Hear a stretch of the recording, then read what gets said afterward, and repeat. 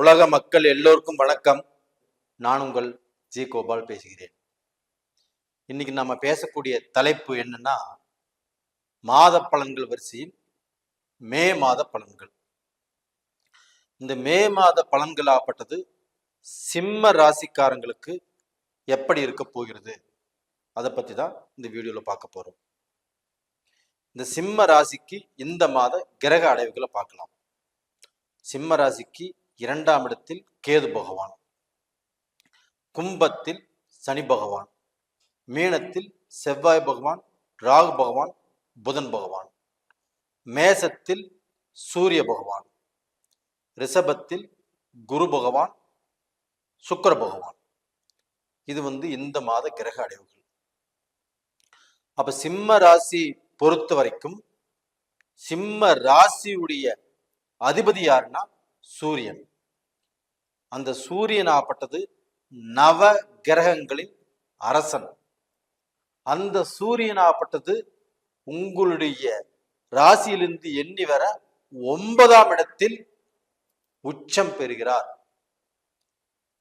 அப்ப தன்னுடைய ராசிநாதன் உச்சம் பெறுவதால் சிம்ம ராசியில பிறந்த எல்லாத்துக்கும், ஆண் பெண் எல்லாத்துக்குமே இந்த மாதத்துல அந்த சூரியனுடைய அனுகிரகம் ரொம்ப நல்லா இருக்குது. அப்ப அந்த சூரிய பகவான் ஆப்பட்டது உச்சம் பெறுவதால் தான் பார்க்க போன முடியல, தான் சோம்பேறித்தனமாக தான் கைவிட்ட காரியங்கள் அப்படியே தான் சோர்ந்து போய் உட்கார்ந்து இருந்தாலும் இது எல்லாத்தையுமே இந்த சூரிய பகவான் உச்சம் பெறுவதால் ஒரு சுறுசுறுப்பை கொடுப்பார். தான் எந்திரிச்சு நின்று தான் சம்பாதிக்கணும், தான் சாதிக்கணும், தான் விட்டதை பிடிக்கணும், நாம் நல்ல பொசிஷனுக்கு வரணும் அப்படிங்கிற ஒரு ஆர்வம், ஒரு தைரியம், ஒரு தன்னம்பிக்கை எல்லாத்தையுமே இந்த சூரிய பகவான் கொடுப்பாருங்க. அப்ப அந்த சூரிய பகவான் கொடுக்கறதுனால கண்டிப்பாக நீங்க சாதிப்பீங்க. இதுவும் இந்த மே மாசம் 14ஆம் தேதி வரைக்கும் அந்த சூரிய பகவான் உச்சமாக இருப்பார். இதுக்கு அடுத்தபடியா பாத்தீங்கன்னா சுக்கிர பகவான் உங்களுடைய ராசிக்கு 3ஆம் இடத்து அதிபதி, உங்களுக்கு 10ஆம் இடத்து அதிபதியும் சுக்கிர பகவான் தான். அந்த சுக்கிர பகவான் ஆப்பட்டது மே மாசம் 19ஆம் தேதி ஆட்சி பலத்தோடு ரிஷபத்துக்கு வர்றாங்க. அப்ப உங்களுக்கு 3ஆம் இடம் முயற்சி ஸ்தானம், தைரிய வீரிய விஜயஸ்தானம்.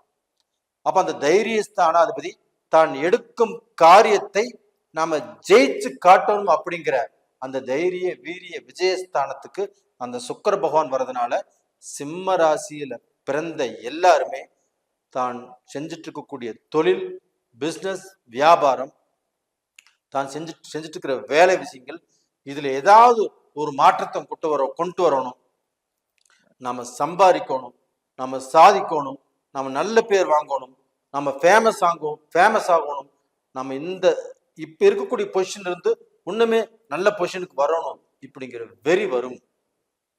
அப்ப அதற்குண்டான ஒரு பாடுபடுவீங்க. கண்டிப்பாக வாழ்த்துக்கள். நீங்க பாடுபடுங்க, ஜெயிங்க, நல்லா இருப்பீங்க. அது போக பாத்தீங்கன்னா உங்களுடைய ராசிக்கு 9ஆம் இடத்து அதிபதி செவ்வாய் பகவான்.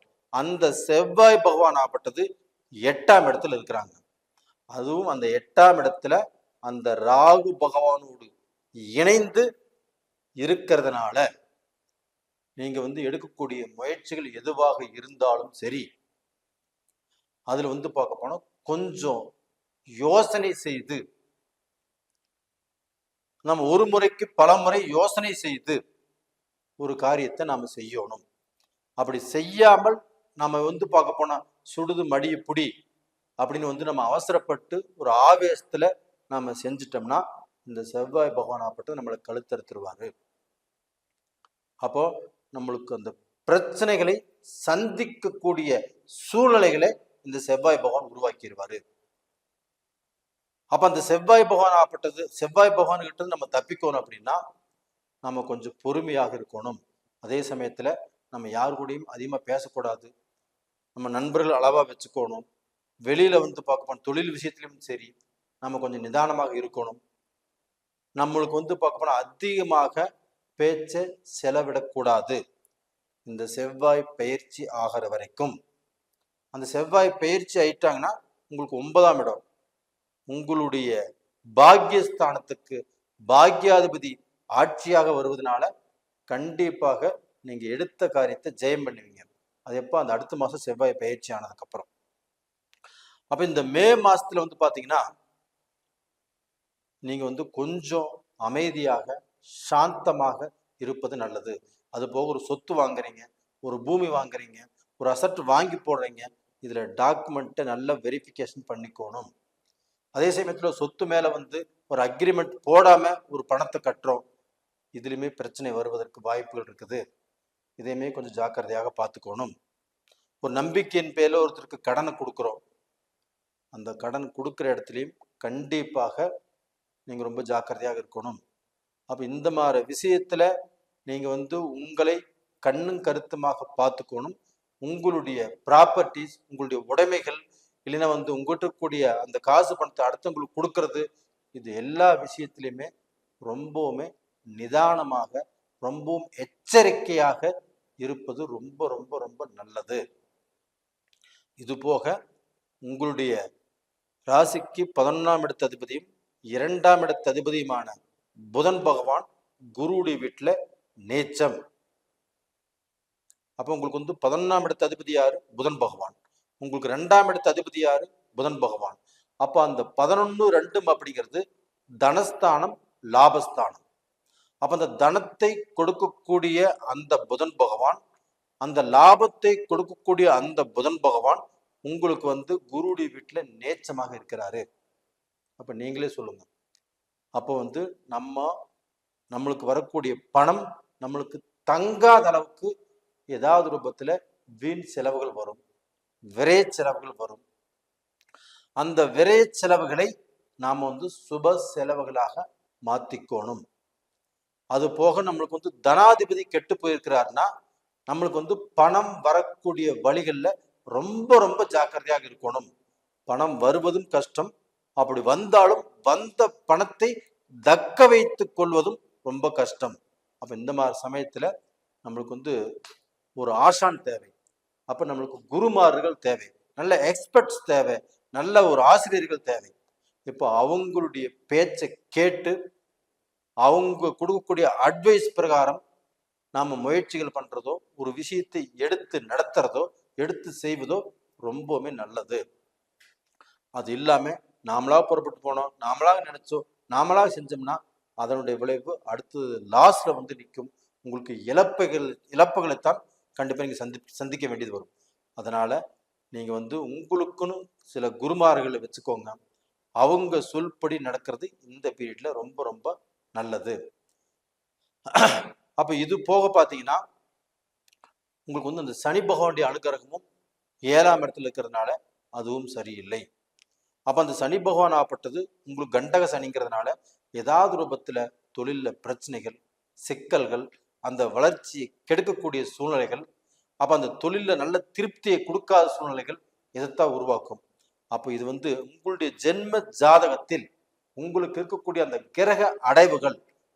அப்ப அந்த ஜென்ம ஜாதகத்துல உங்களுக்கு என்ன தசை நடக்குது, என்ன புத்தி நடக்குது, இதை பாருங்க.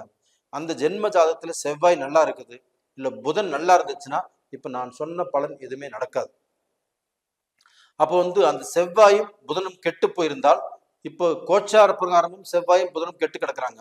அப்ப இந்த மாதிரி சமயத்துல எல்லாம் ஒண்ணு சேர்ந்துக்கும். அப்ப நம்மளுக்கு வந்து பக்கம் போற வழியில சிக்கல், தடுங்கல், பிரச்சனை, குழப்பம் இதெல்லாமே வந்துட்டு இருக்கும். அதே சமயத்துல படிக்கக்கூடிய மாணவர்கள் அந்த புதன் நீச்ச கதியில் இருக்கிறதுனால, அடுத்தது அந்த புதன் மாறி வந்தாலுமே அந்த செவ்வாயும் குருவுடைய வீட்டுல இருக்கிறதுனால, 8ஆம் இடத்துல இருக்கிறதுனால கண்டிப்பாக உங்களுக்கு கல்வியிலும் சரி, இப்போ அந்த கல்வியை முடிச்சுட்டு நீங்க வேலைக்கு ட்ரை பண்ணாலும் சரி, இல்லை ஒரு காலேஜுக்கு ட்ரை பண்றீங்க கிடைக்கல, அடுத்த காலேஜுக்கு போகணும் கிடைக்கல, இந்த மாதிரி விஷயத்திலும் சரி கொஞ்சம் குழப்பங்கள் வரும்.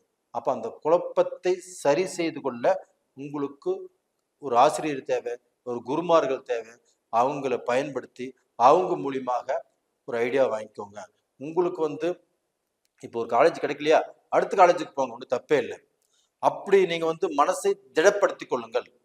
அப்படி செஞ்சுக்கிட்டீங்கன்னா கண்டிப்பா நல்லா இருக்கும். அப்ப டோட்டலா பாத்தீங்கன்னா சிம்ம ராசிக்காரங்கள் இந்த மாசத்துல கண்டிப்பாக நல்லதும் கொஞ்சம் சரிவும் கலந்து சந்திக்கக்கூடிய வாய்ப்புகள் வரும். பார்த்துக்கோங்க. உங்களுடைய ஜென்ம ஜாதகத்தையும் செக் பண்ணிக்கோங்க. உங்களிடமிருந்து விடைபெறுவது உங்களின் ஜி கோபால். நன்றி, வணக்கம்.